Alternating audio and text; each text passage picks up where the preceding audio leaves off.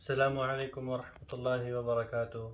Welcome back to our channel, and we have resumed our courses on our channel.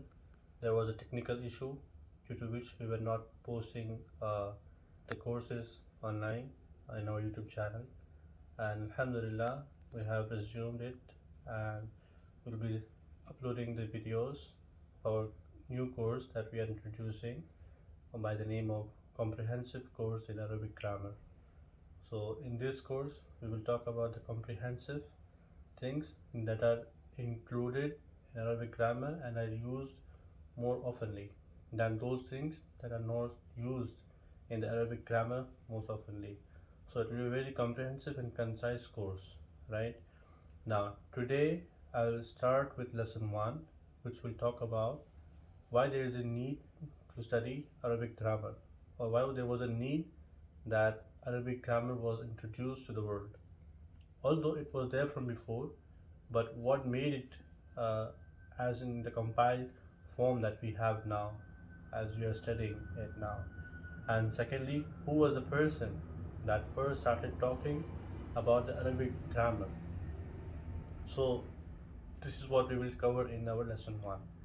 So, to begin with our lesson 1, like as you all know, when Islam spread across the globe, and there were many countries that were linked to Arab Peninsula, which were non-Arabs as well, because Arabs were famous for their trading. So they used to travel from Mecca, from Medina to Syria, to Jordan, to Turkey, and all the countries that we see now, whether it be a Muslim country or they were non-Muslim countries at those time. So they were traveling, and what happened is that when they were traveling to these many countries, they were meeting more of non-Arabs, and the Islam was also spreading across them. People were accepting Islam in these countries as well due to their trade, due to their characters, due to many other reasons as well. And this has brought the need of bringing a specific rules for Arabic grammar so that people know what they are talking about, right?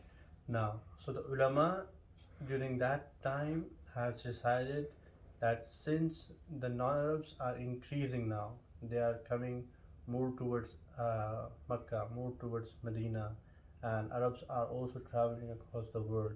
So there is a need that which they can control the Arabic grammars. So they decided that let's start with some of the basic rules or some of the important rules through which we can state that this is how Arabic language has to be spoken.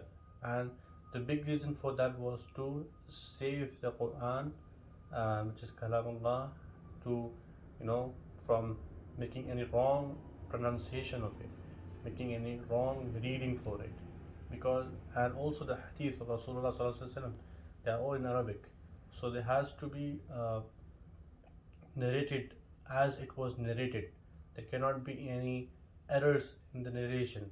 When we are reciting the Quran, or when we are quoting a hadith in an Arabic, when it's recited in Arabic, when it's quoted in Arabic, there should not be any error in our narration, error in our citation. So, to save these errors, they have started forming during that time a compiled form of book or compiled ruling. But that time the compilation was orally, verbally, where they used to tell people in Arabs who were reciting or who were learning Qurans, or when they are meeting with new Arabs or new non-Arabs and new people who were converting to Islam, they were explaining them that so that they read the Quran very on the way it was revealed. So this was one of the reasons why it was revealed. Secondly, if we see the Arabic language, the people who are well versed in Arabic language, they know very well that language has a very thin line of errors. So if you do any small mistake in Arabic language in terms of grammar, in terms of recitation, whether your tongue slips, the meaning totally changes, and it may create a bigger meaning that's not what is meant. and whatever you intend to speak to your speaker and to your listener, you won't be able to convey your message exactly the same way you want it to if you make an error in speaking. So any error, whether it may be a grammatical error, whether it may be any form of error, so the your intention will not be conveyed as it should be conveyed. This is why there was a need of Arabic grammar. That this is where the rise of Arabic grammar started, actually, and the ulama, they started talking about Arabic grammar, and this is how the process began. Now, coming to who was the first person who has initiated this effort, who has put this effort and started talking about Arabic grammar. He was Abu Asad al-Duwali. His name was Abu Asad al-Duwali. He was from al-Basra. It is also reported that he was a tabi'i, and he has seen Umar radiallahu anhu. He has also had the companionship of Ali radiallahu anhu as well. And he was the person who started talking about ism fa'il, ism, and he was also one who started talking about maf'ul bihi, mudaf, and all that huruf, or the letters that uh, changes the word in the rafa form, in the nasab form, and also in the jar form. So this he is the one who talked mostly about Abu Asad Duwali, and it has been narrated in more than one riwayat about him. Right now, he was just the one who talked about it, who created atmosphere of learning Arabic grammar, especially Nahw, where we talk about, inshallah, in our next videos, and we define Nahw very concisely and comprehensively for our brothers and sisters.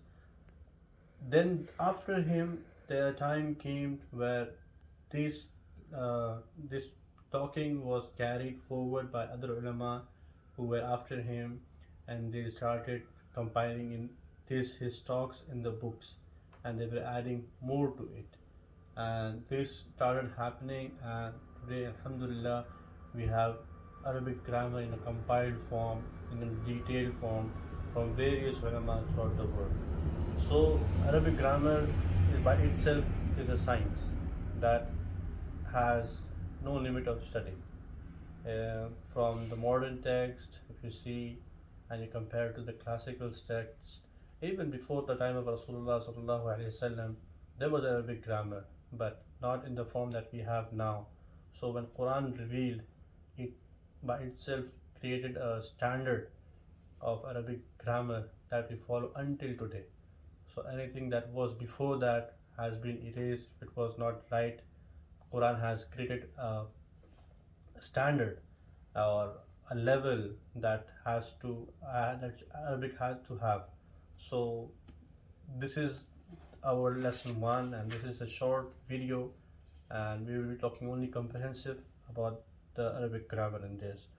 We will also include in this video or talk about Sarf as well as Nahu and the basics of it. And try to, brothers and sisters, try to share the video as much as you can so that many people can benefit of it. And do not forget to subscribe our channel and promote our channel. Jazakallah khair. Assalamu alaikum wa rahmatullahi wa barakatuh.